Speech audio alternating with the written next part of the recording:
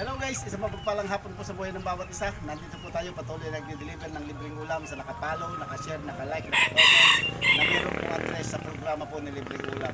Ganun lang po kasimple guys, kung nais nyo pong tumanggap ng libreng ulam, kailangan po i-follow nyo po, i-share nyo po ng i-share yung programa, i-comment mo yung iyong address, pindutin mo yung like. Ito po yung requirements natin guys, para ikaw po ay tumanggap ng libreng ulam. Dahil sa bawat share nyo, hindi po yan masasayang.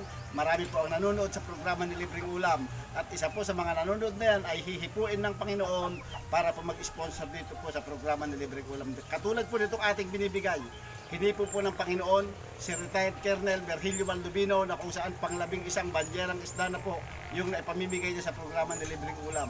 Meron po tayong sponsor ng ulo ng manok kay Sir Rolando Dumaya. Dito na po ito sa Barangay Balok, likod lamang po ng 7-Eleven. Kaya kung nais nyo pong bumili ng manok, pwede po kayo magtungo doon.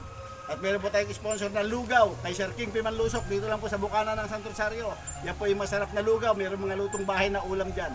Pwede po tayong dyan bumili para hindi tayo magluto. Meron din po tayong sponsor ng tinapa kay Ma'am Maribel Bauto sa Barangay Tabuatin, sa Leonardo Nueva Ecija. At meron din po tayong sponsor ng dishwashing liquid, si Sir Alvin de los Santos. Dito lang po ito sa bayan ng Gimba. Yun lamang po guys, ganoon lang po kasimple. At sa bawat share nyo, hindi hindi po ito masasayang. At ngayon po, ito po, yung nakapollow, nakalike, nakakomment na may address. Ano po, siya po yung tatanggap ng libreng ulam. Ano masasabi mo ngayon, sir? Thank you po sa libreng ulam. Ayun, pasalamatan natin. Una sa lahat, ang Panginoon.